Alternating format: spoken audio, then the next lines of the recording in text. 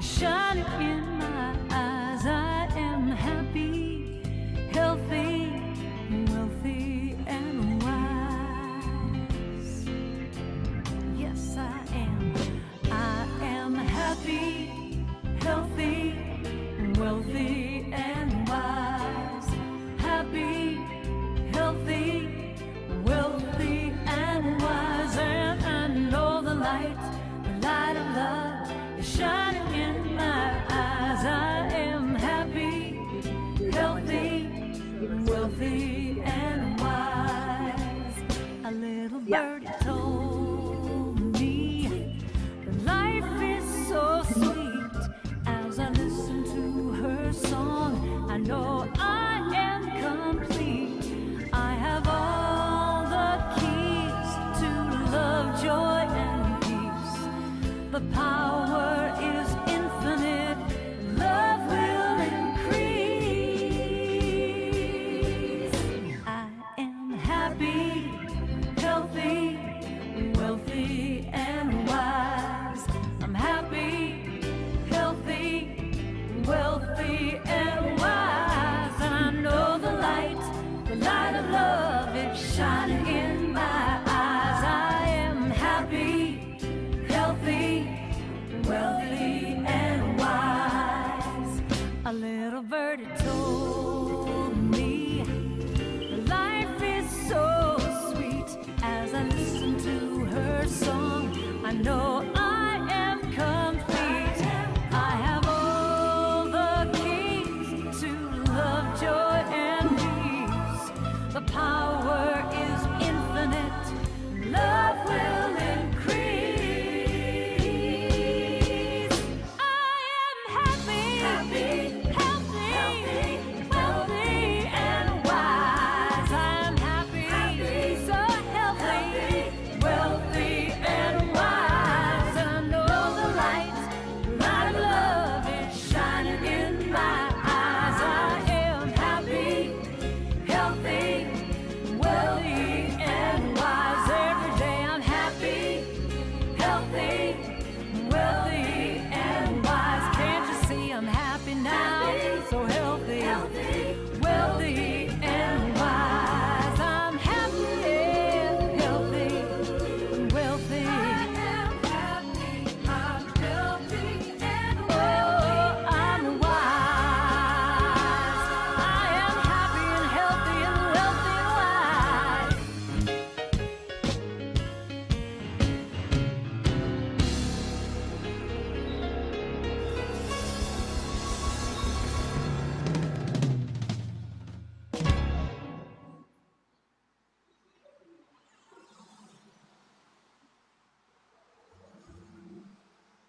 Good morning, everybody. Welcome to the Center for Spiritual Living. Living.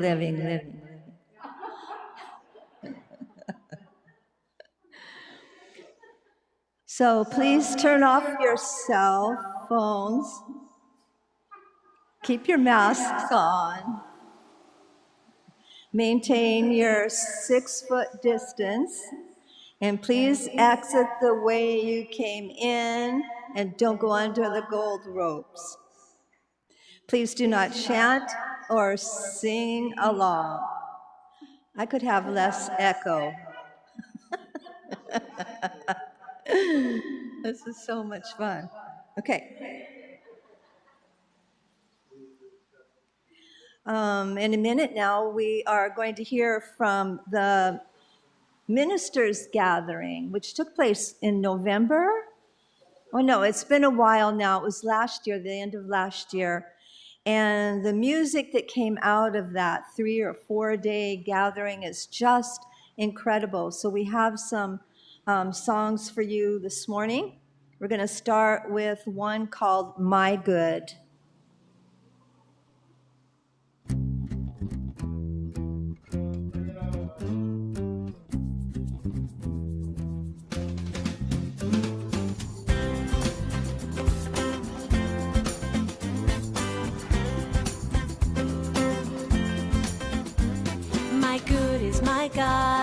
My God is my good. All the good there is belongs good is my God. My God is my good. All the good I seek belongs to me. That's my truth with a capital T. It's all about living free. My good is my God. My good is my God. I have all I ever need. My good is my God. My good is my joy. My joy is my good. All the joy there is belongs to me. My good is my joy. My joy is my good. All the joy I seek belongs to me. That's my truth with a capital T. It's all about living free. My good is my God. My good is my God. I have all I ever need. My good is my God.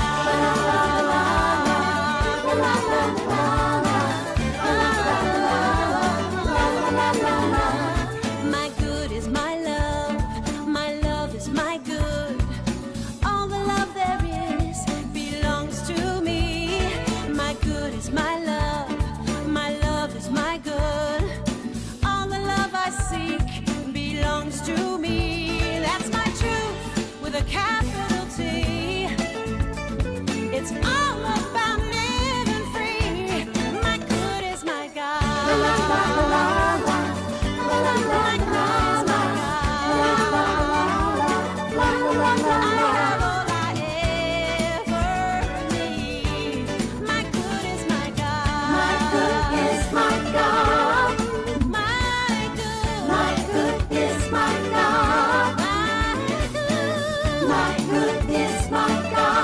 My good is my God. My good is my God. La la la la la la la la la la la la la la la la la la la.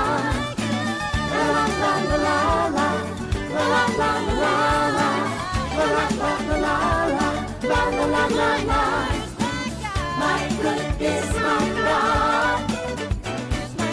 My good is my God. My good is my God. My good is my God. My good is my God. My good is my God.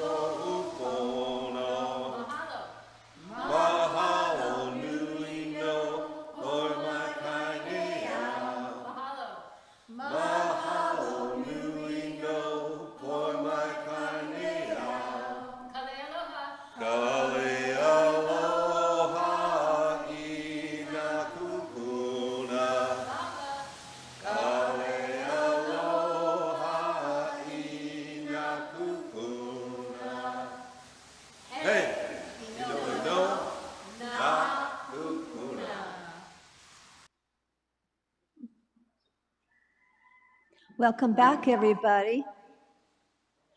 I still have that echo. It's following me today because I don't have a shadow, so I have an echo instead. All right, so it's time for the opening prayer. So please just join with me in consciousness, wherever you may be. If you can, just relax and close your eyes. not if you're driving. And think about this day, this perfect day. It's perfect in the sense that it is brand fresh new, and that we can make of it whatever we choose. Let's recognize that there is only truly one that is here, and that is all that there is. That all that there is became each and every one of us, individualized, perfect expressions of all that there is. All that there is becomes more when we come into life. It's more expansive and more expressive, and it has more nuances, more uniqueness. These are all attributes that all that there is loves being.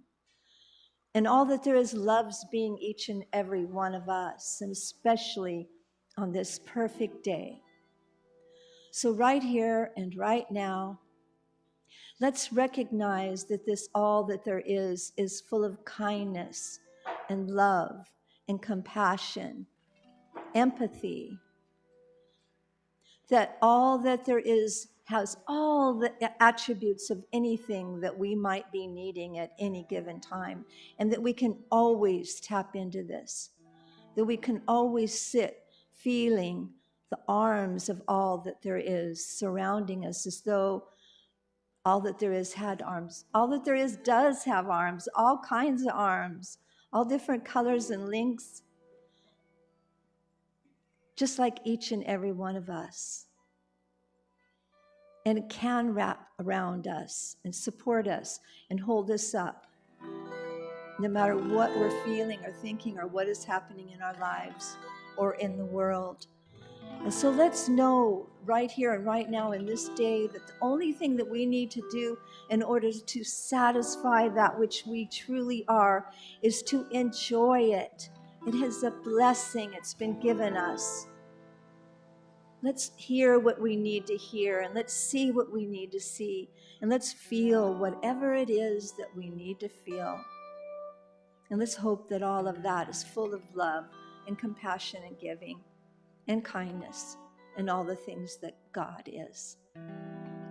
I release these words knowing they are already so, and so it is. So, good morning again. Our vision statement is awakening humanity to its spiritual magnificence. And our mission statement is to provide an environment of aloha, inspiring a spiritual approach to living. Wherever you are on your spiritual path, you are welcome here. So let's begin with a creative thought this morning by one of our members, Bill Brewer.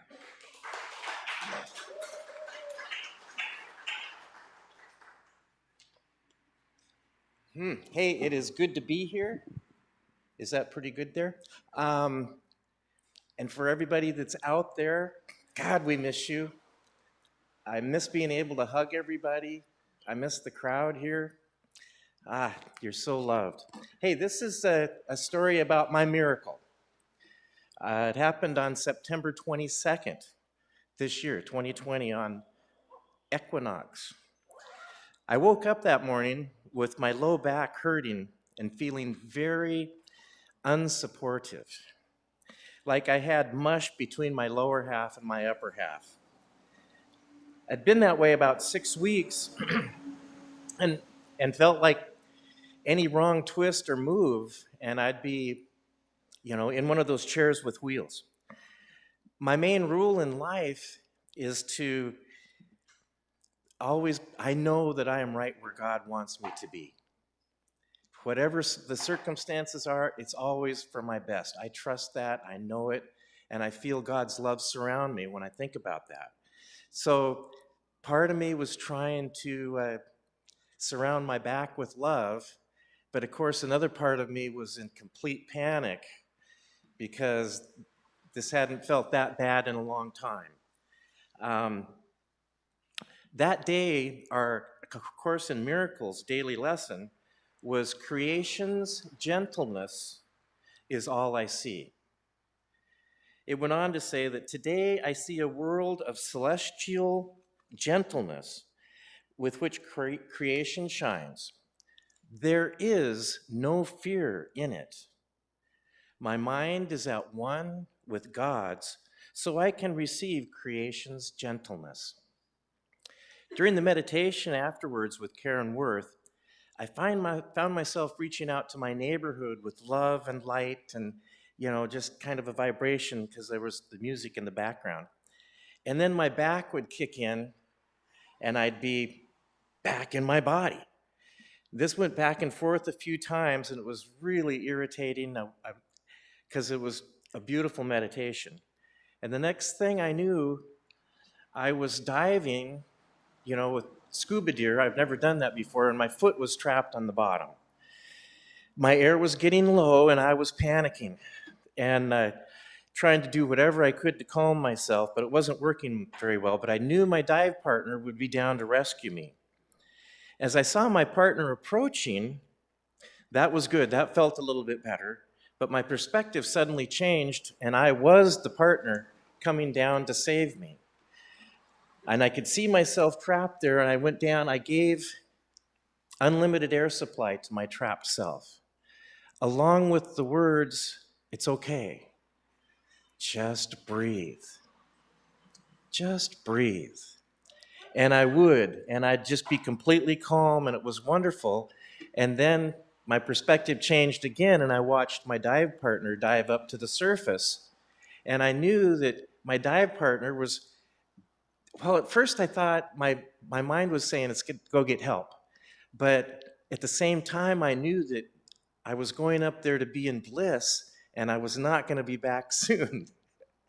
So I'd start to get panicky again, and just breathe, just breathe. And this went back and forth. I'm stuck on the bottom. My foot's in a clam. Clams, don't they digest anything in their shell? Just breathe, just breathe. It went back and forth. And every time I did, it would just, I'd be so good. It was okay. So when that was over, later that day, we went over to a friend's house to a small outside gathering and to celebrate the equinox. And one of our friends had just finished a workshop on building a drum. And she had this beautiful drum. I believe it was deer hide, and it had a wonderful tone. And so we were all taking turns just drumming how we felt. And when it was my turn, I was kind of still feeling that love vibration from the meditation that morning. Just a nice, soft, kind of varied and back and quiet and varied. And the friend that made the drum said, "Well, Bill, I'm surprised you're not just beating out your pain." Because they all knew my back was really hurting that day. They'd all been really supportive of it. But I told her, I said, "No, I'm not going to beat back pain. I'm not going to put back pain out there. I will put love, though." And so I just kept that, and it was kind of an all-engulfing, gentle love. So we all took turns drumming. A couple of them drummed up and down my back. And then we pulled some cards out of a deck. Mine was Love and Light. And when we got the book out, it really felt comfortable what was said about it. I agreed with it. And at the end, there was a real simple prayer. It mentioned several things and health. And so it was. And I realized, the prayer's over.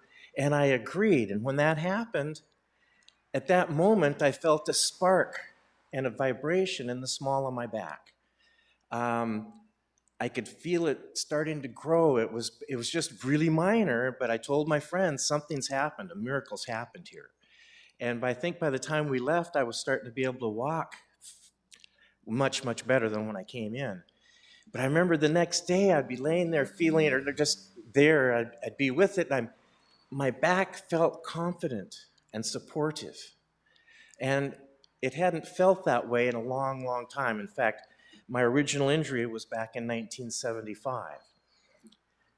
Right now, and so the love, the light, the vibration has kept growing from that spark until I feel like instead of my lower half and my upper half being disconnected, It's solid. In fact, for years, I haven't been able to let anybody touch the small of my back, a masseuse, chiropractor, nobody, because it was so painful. Now, I'm begging people to just rub the small of my back because it feels good because it hasn't had it happen so long. So, I am grateful and living in creation's gentleness, and I invite you all to do the same.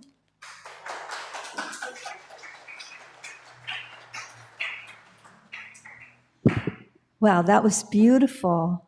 Thank you so much for that. We all have those miracles all the time, don't we? I was just thinking about that the other day when I just had a scrape on my leg. And then I noticed a couple of days later it was gone. I thought, you know what? These miracles happen on our bodies constantly, yet we don't really think of them as that. But we have that ability to heal all parts of our life. So, okay, now back for this beautiful music.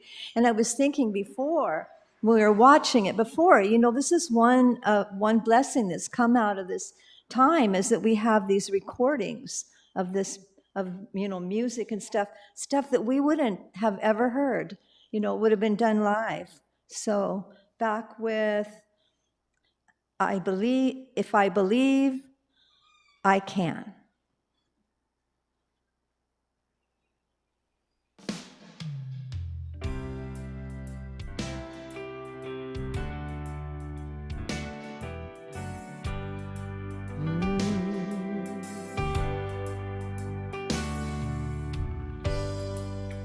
I was just a child, and Spirit came to me.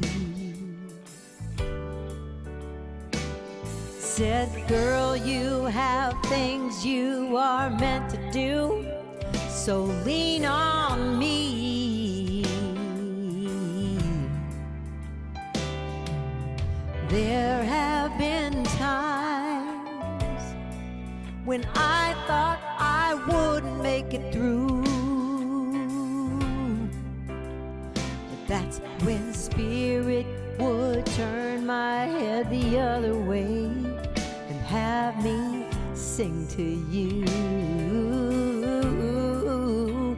that if I believe,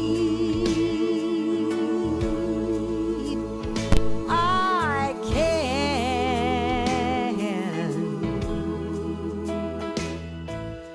I know that if I can see it, God has a plan,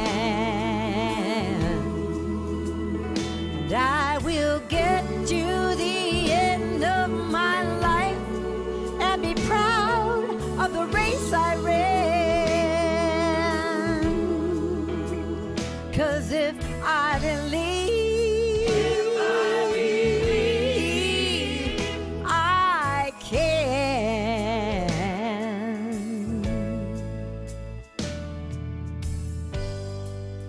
Following my dreams, I've often felt alone, but each time I was wandering, thinking I was lost, I would be shown. And now I stand here, I know I am right where I'm supposed to be, and I will hold to the truth God has given me. Now that I see that if I believe,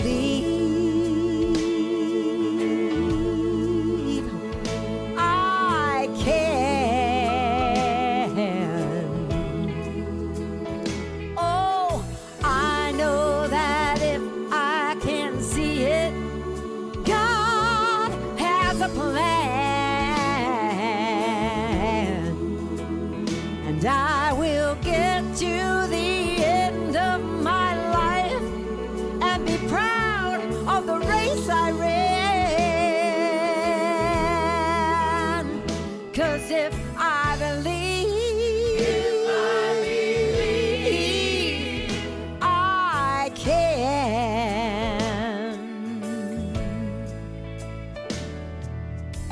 was a time when I couldn't go on and I tripped and fell. Oh, I was down, full of pain, misunderstanding, closing in, nowhere to go. But where I landed, wait, that's when I heard a voice in me. It filled me up. It said, believe in yourself, what you're here to do. You got no more excuses. When you follow what's true for you, I was raised up. I was made new. Now I'm standing here right in front of you to speak, to give you the words that were given to me. 'Cause nothing can stop you if you believe. Others may say that I am wrong. What can they know when I know that if There was a time when I couldn't go on and I tripped and fell. Oh, I was down, full of pain, misunderstanding, closing in, nowhere to go. But when I landed, wait, that's when I heard a voice in me. It filled me up. It said, believe in yourself. What you're here to do, you got no more excuses. When you follow what's true for you, I was raised up. I was made new. Now I'm standing here right in front of you to speak, to give you the word that was given to me. 'Cause nothing can stop you. If you believe, yeah, I was raised up. I was made new. Now I'm standing here right in front of you to speak, to give you the word that was given to me. 'Cause nothing can stop you. If you believe, yeah, to give you the word that was given to me. 'Cause nothing can stop you.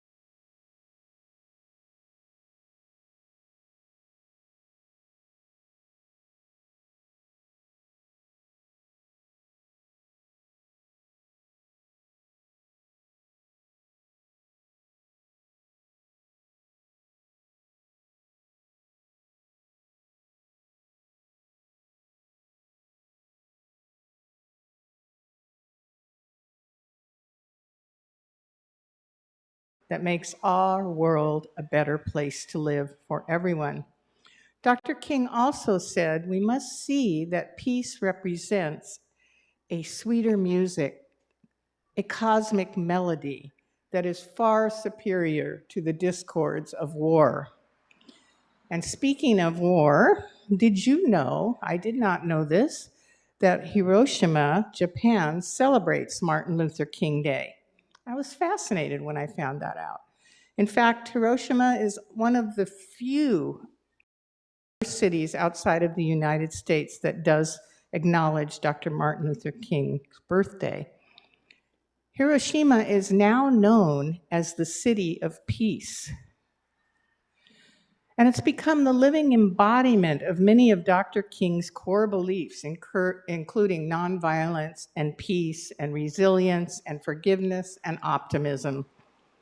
Now, wouldn't you expect the citizens of Hiroshima to be consumed by sorrow and hatred and a desire for revenge following the atomic bombing of their city?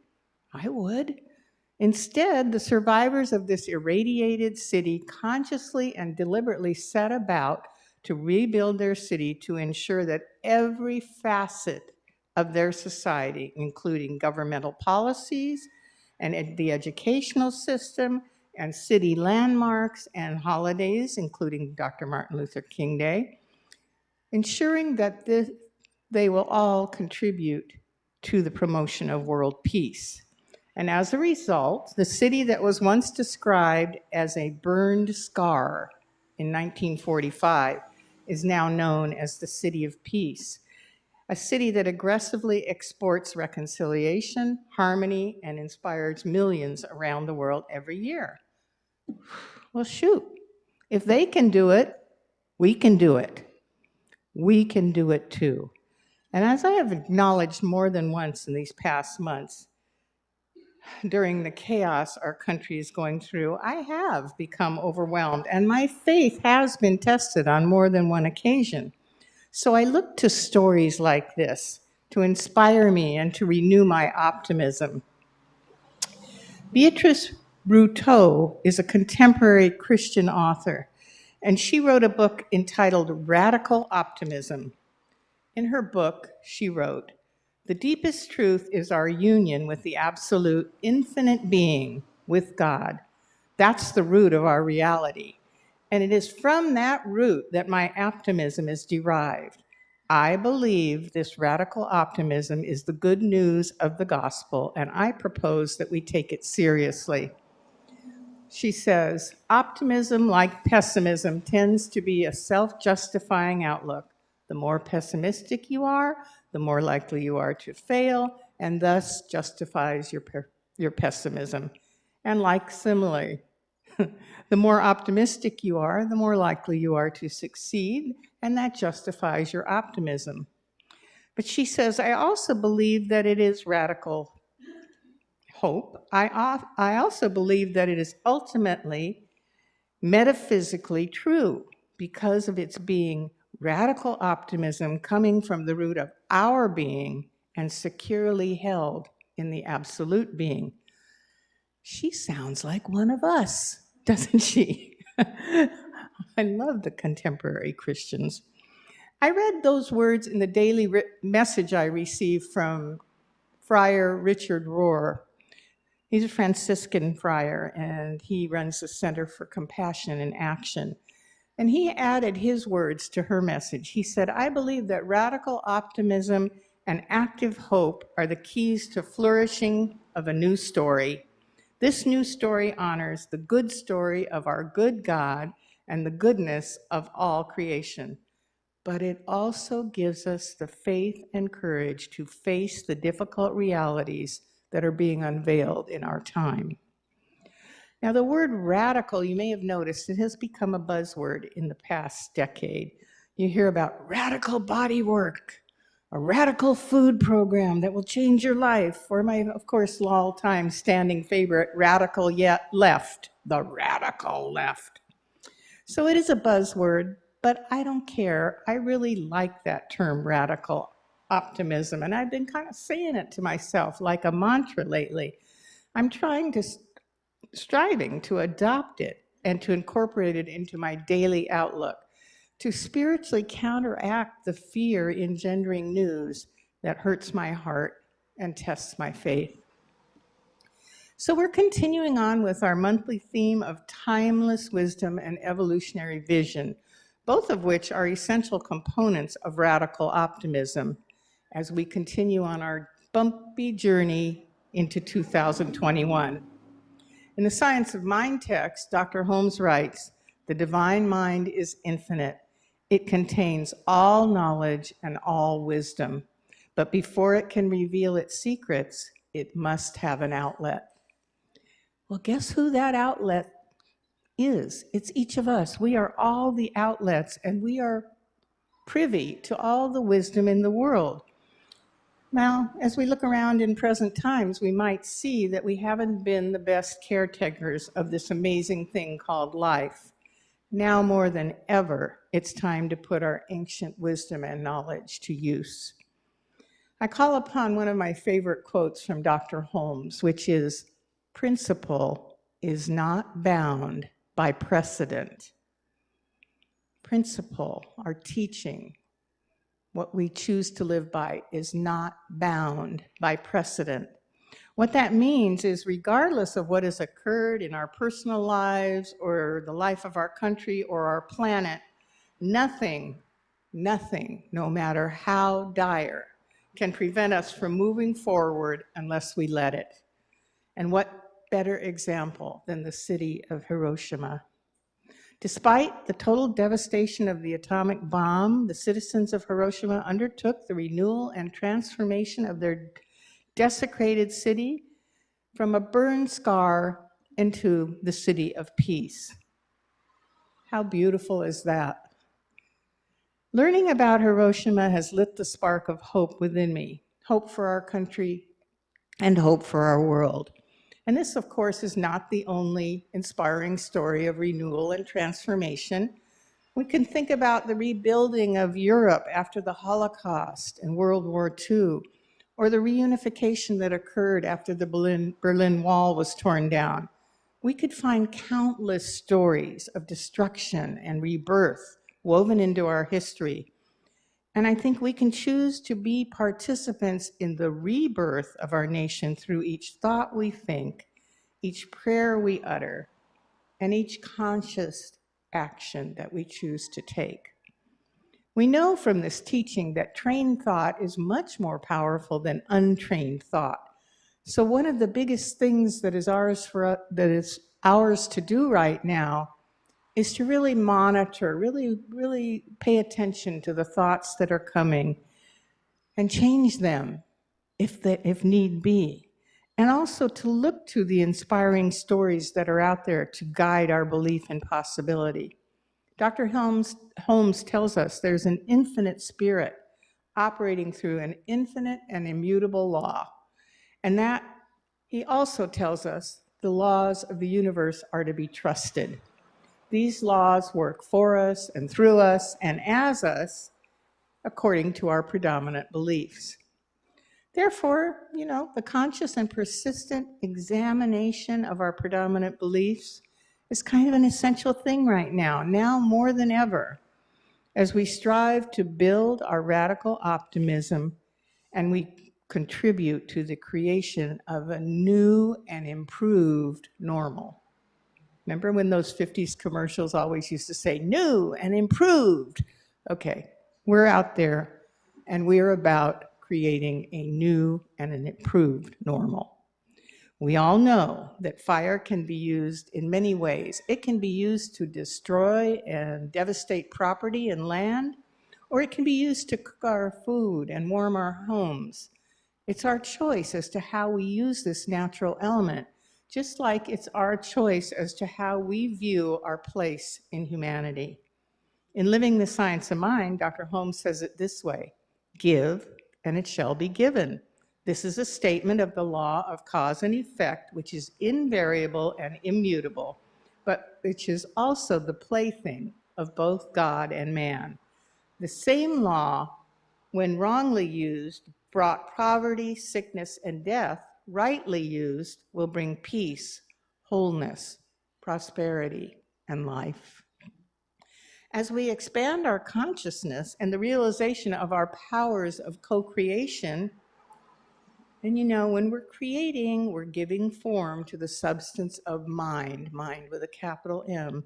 So as we understand our powers of co-creation, we can choose to be part of the construction of a peaceful and just world Or we can choose to just sit back and bemoan its destruction. The essence of our teaching is oneness. And we glean this from all of the spiritual traditions and pathways. Dr. Holmes was great at digging in and studying all the different spiritual pathways and coming up with the commonalities and synthesizing them.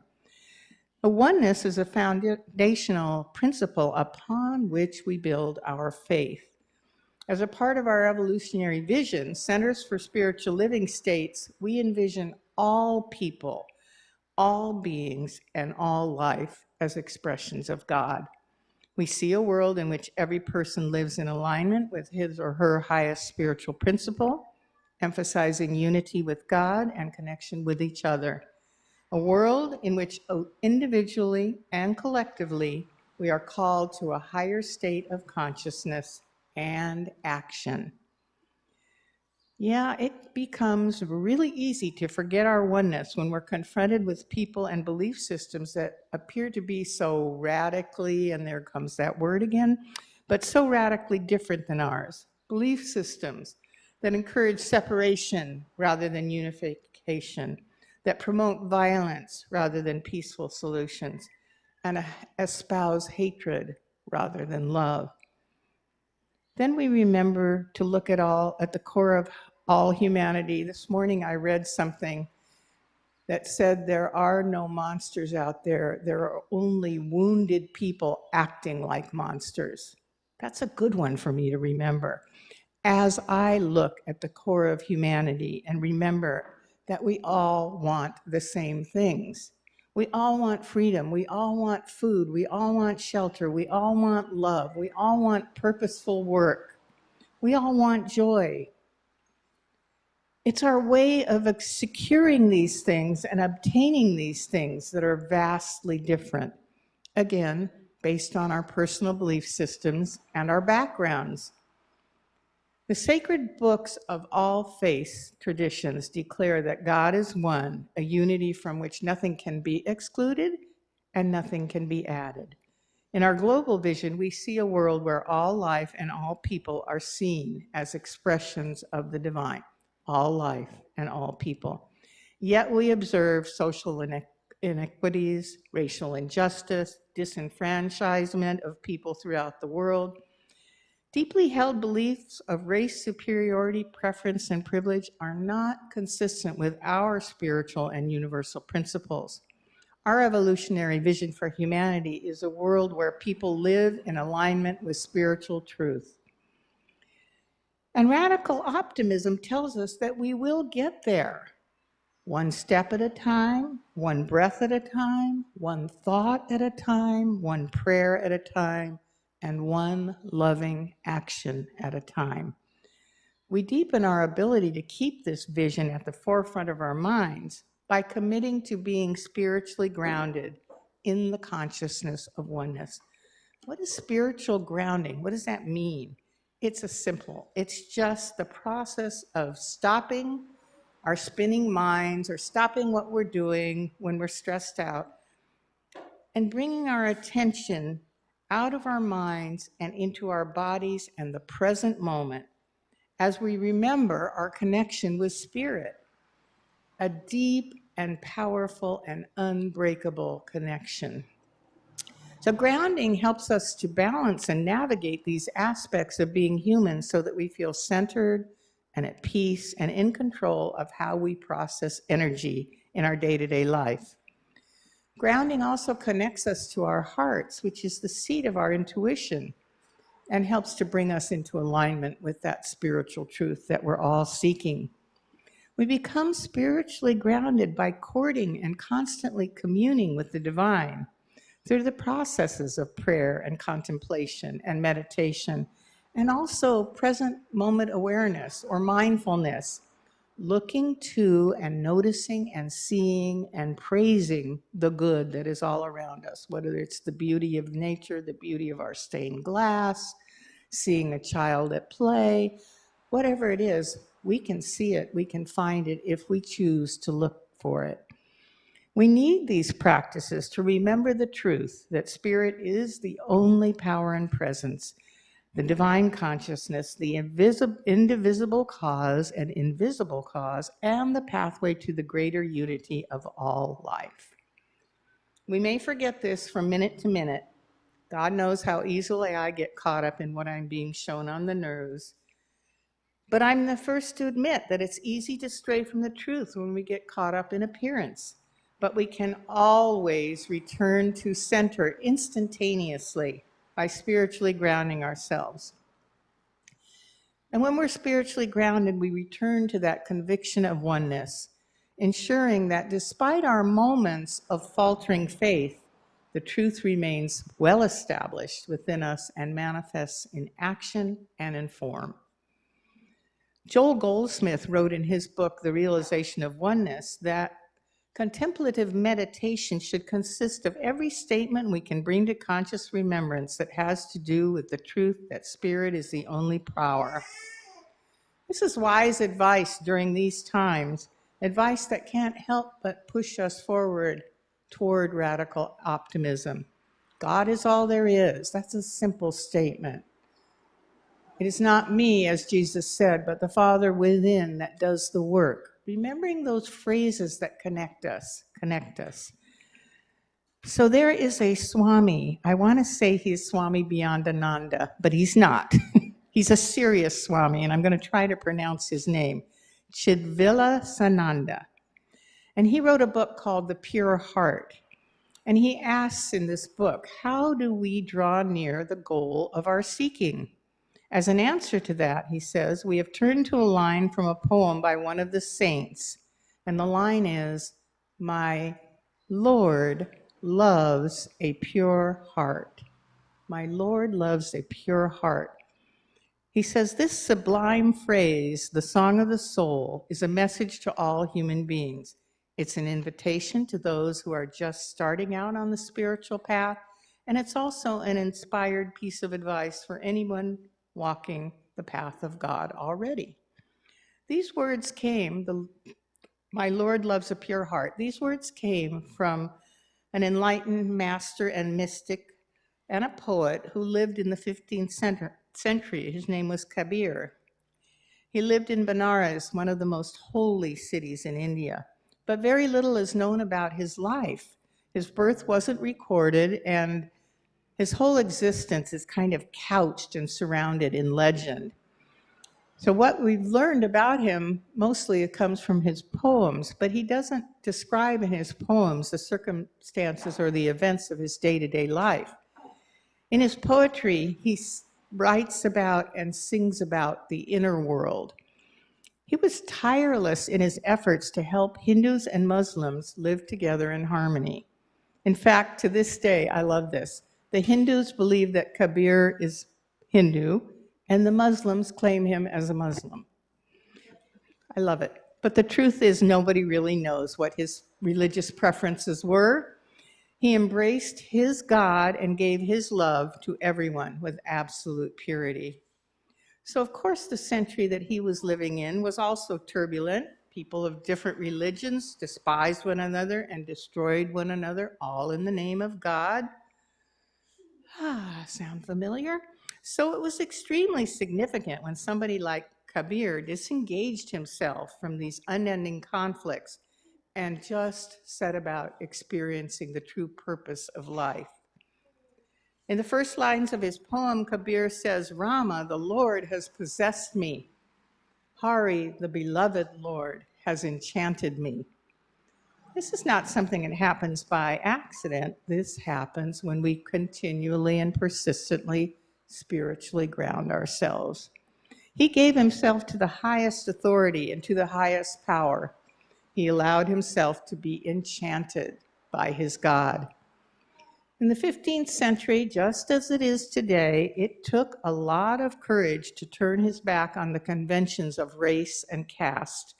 It was much more convenient, much less dangerous to go along with the old arguments and just take a side.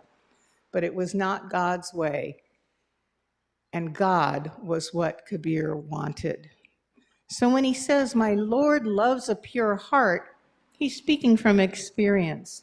He struggled and he strived to keep his heart pure. And he felt that to know ecstasy, to know God's beauty, God's love, he said, your heart has got to be immaculate and very strong. Love itself is so pure that only a pure heart can sustain the experience of it. My Lord loves a pure heart. You know, I aspire to having a pure heart. So much so that when I got a new car many years ago in California, I requested a vanity plate that said, pure in heart. It was Purin, and then it had a little heart symbol. I love that. And my very first email account was, my address was purinheart@aol.com. We know how long ago that was because most people were still using AOL. But you know, I was really sad when I moved to Hawaii and found out I could no longer have that vanity plate. But my aspirations have not changed. I still long to have a heart that is pure, so pure that my faith is never swayed by conditions in this world, and I am always spiritually grounded. In the meantime, as I work toward my aspirations, I know that my God loves me just the way I am right now. And that's a beautiful thing to remember as I trod the evolutionary path, moving forward slowly and surely. Lately, when I pray and meditate, I find myself holding my heart like this. It feels soothing, it's comforting to me. And a few weeks ago in Aloha Circle, we discussed this quote, which was from Debbie Ford. It is your holy work to deeply love, honor, and respect the precious self that you are, the soul that only you hold. So when we were contemplating this quote, this poetic prayer came through, and I'm really glad I wrote it down. It was, I hold my heart in a loving embrace. I forgive myself. I live in grace. I let go of fear to make room for love, easing into each day like a hand in glove, accepting God's love, accepting God's love. So this poem is now printed out and taped next to my computer, so I can't help but see it every day. And when my eyes center on it, I always stop what I'm doing, and I repeat the prayer, and I put my hands on my heart as I do so. It's become an valued way to instantly ground myself in Spirit's love. So it's kind of similar to a meditation, a technique that comes from the Heart Math Institute that's called the Heart-Focused Breathing Coherence Technique, which makes it sound really big and complex, but it's so simple. Just another little technique to spiritually ground. Because exercises such as these, such as reading my poem and stopping and breathing, or practicing this heart-focused breathing coherence, really help us to refocus and recenter as we consciously return to a calm and alert state. So this particular meditation, we're going to try it. It's easy to be done, and it can be done with the eyes opened or closed. So we just need to be in the present moment. So all you do is, and I'm going to ask you to do this again at your pleasure. Keep your eyes open or keep your eyes closed, but just stay grounded in your seat. And focus on the area of your heart. That's where your attention wants to be focused. And I ask you to imagine now that your breath is flowing in and out of your heart or chest area. And as you imagine this, your breath becomes a little slower and a little deeper than usual. Find an easy rhythm of breath that's comfortable for you. And just breathe and imagine again that your breath is being inhaled and exhaled from the heart chakra. As you're breathing, allow yourself to feel the energy of caring and compassion rising up and emanating from your heart. Radiate that feeling from your heart, letting it fill your mental atmosphere and your personal space. In this brief meditative state, I ask you to be open to your heart's intelligence. Be open to the expansive nature of our universe. Be open to healing. Be open to love. And be open to radical optimism. So you can continue this breath pattern, and you can do this anytime during the day. It takes only a moment to refocus and recenter. And I'm hoping you'll carry it with you into your week. Let's commit to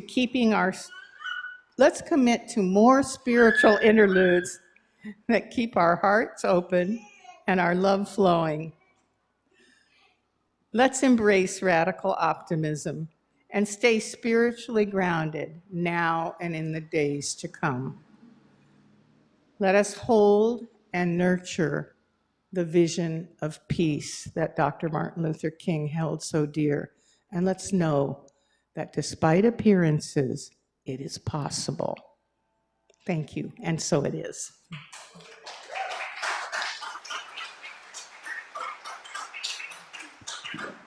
All right. So it's time for our giving, our conscious giving. And as Adam cues up the ministers again, they're waiting inside the machinery. Hold your gift in your hand, place it on your heart, like Cathy said. Just recognize that you have the ability to give and to bless. And repeat after me.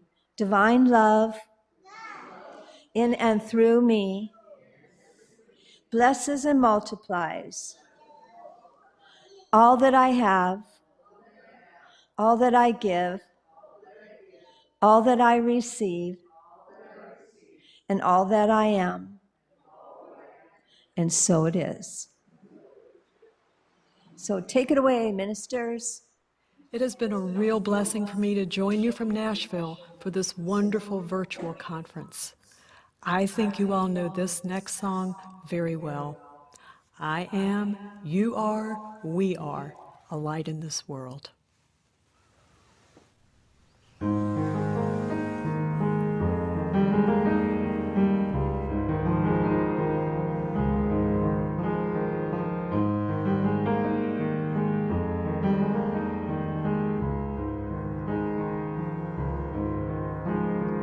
I am a light, I am a light, I am a light in this world. I am a light, I am a light, I am a light in this world. And I shine, and I shine, and I shine so bright, and I shine. And I shine, and I shine so bright. I am a light. I am a light. I am a light. I am a light in this world. I am a light. I am a light. I am a light in this world. And I shine.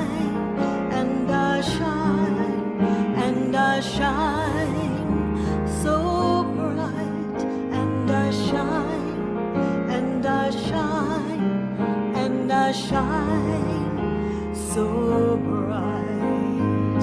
Think of someone you are. You are a light. You are a light. You are a light in this world. You are a light. You are a light. You are a light in this world. And you shine, and you shine, and you shine so bright. And you shine, and you shine.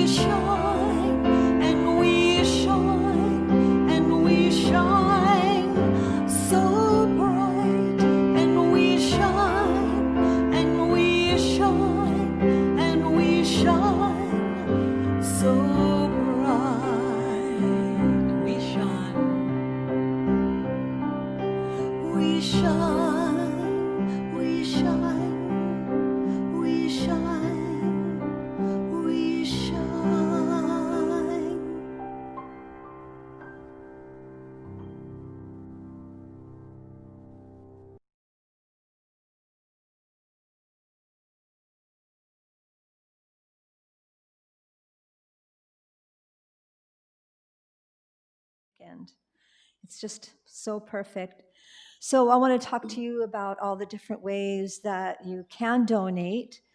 And I also want to express how much we appreciate your donations. We have 2 baskets here if you are present. You can go to our website and you can click on the donation button. It'll take you to a PayPal place where you can either use PayPal if you have PayPal, or you could use your own credit card. So it's very simple. Also, of course, we can accept checks that come in the mail, and our address is not only on our website, but it is also on the back of our directory. All right, so now it's time for Standing in the Light, although we don't have any prayer requests. And yeah, so I guess what we need to do now is the closing prayer. I just want to remind you that after the service, there's going to be a Zoom meeting. So if you're at home and you want some fellowship, then go ahead and just click on the video that you're watching right now, the little in the corner down below, and then it will tell you how you can connect. Also, if you pay attention to the beginning of our service, there's always information about that. Okay, so now we have more minister surprises. For the closing treatment, I am going to read a prayer. It's kind of like a prose or a poem, actually, written by Dr. Christian Sorensen. He's from the Encino, is that right? Encinita, okay, Center in California, the Center for Spiritual Living there. Okay, so if you'd like to close your eyes, you don't have to, of course, and take some breaths and just listen to this. It's really beautiful. Recognizing God's nation, indivisible, with liberty and justice for all, is heaven on earth, Eden, the new Atlantis, one nation under God. The great divide of hatred, disease, and violence finds no place in the heavenly kingdom on earth. This is where love and safety for all finds its ways without loss of freedom.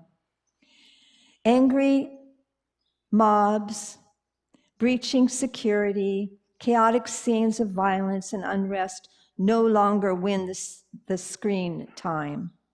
For freedom reigns. Amid the rioting forces of conspiracies, abuse, and shameless assault of lies, the omniscience knows the answers that dissolve the issues of today. Surrender any fear or anger. Realizing what I witnessed was the releasing of pent-up collective frustration misguided in its release. Divine intelligence that created the great nation in its day still guides it in its day, in this day, seeing it through whatever challenges confronts this beloved country of ours. Divine patterns of harmony and calm now prevail. For the wisdom that guides the universe is the same intelligence which guides our nation now. The influential of today are divinely inspired with answers for tomorrow, solutions and resolution beyond differentiating party lines emerge in the unifying hearts of enlightened leadership. A new compassion and understanding never seen before is now seen appearing in the souls of our leaders. Healing of broken hearts and ideals begins this very moment. Forgiveness is practiced, caring expressed. Unity is remembered, not ignited by war, but by a freedom for all, when honoring of beliefs and diversity is welcomed. America's divine heritage still inspires the soul of this great nation. Every elected representative is the honest voice of our constituency. Their mind is guided to solutions and resolutions by the all-knowing universal intelligence that never fails to reveal answers.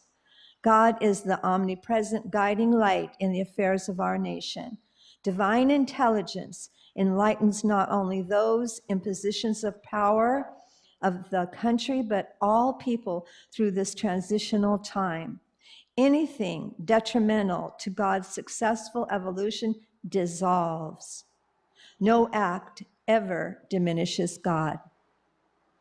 A free interchange of ideas unifying in a common purpose are heard and understood, leading to healing the country now, resulting in a climatic moment of revelational insights of love. I am grateful to be alive at this time, to bear witness to the intervening hand of God, guiding our nation on a collaborative trajectory of greatness, to one nation under God, indivisible, with liberty and justice for all, and so it is. Thank you very much. And now we will have a closing circle of some sort, right? Yeah.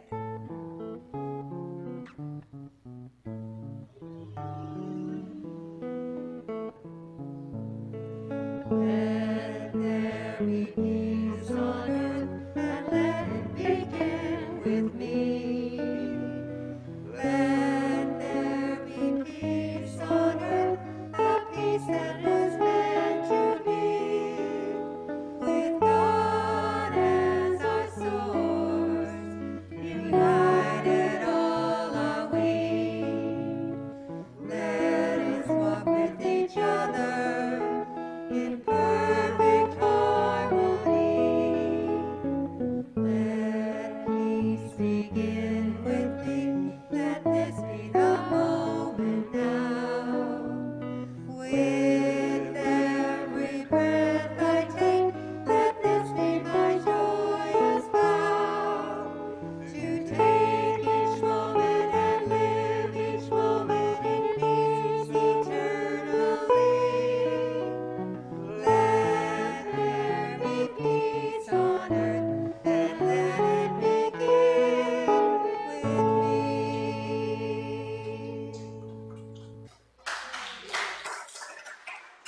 Hi folks, Adam here. I hope you can join us right now over in a nice Zoom meeting so we can see each other face to face and come up with the closest thing we can to coffee and fellowship after church. So if you're watching on your computer and you're watching in full screen, you might have to hit the escape key so it comes back to a view kind of like this. And then if you move down here, you'll see the description of the video. You might have to click on the show more, and there's the link for the Zoom. So now all you have to do is click on that link, and it will take you to the next page, and hopefully you've already got the Zoom app installed. If you've never used Zoom before, it'll offer you the choice to download and run Zoom. Otherwise, you can just ask it to open up your Zoom app, and you click on that window, and now there it goes, and it's opening up, inviting you to join with your computer audio. Yes, that's what you want to do, and voila, you'll be in the room. If you're watching on your mobile phone, it's similar. You might have to scroll down from the YouTube video or click a drop-down menu so that you can see again the description of the YouTube video, and in that description you'll see the Zoom link, and click on it, and there you go. You're all invited to the Zoom meeting, and very quickly you will see all your friends. Thanks.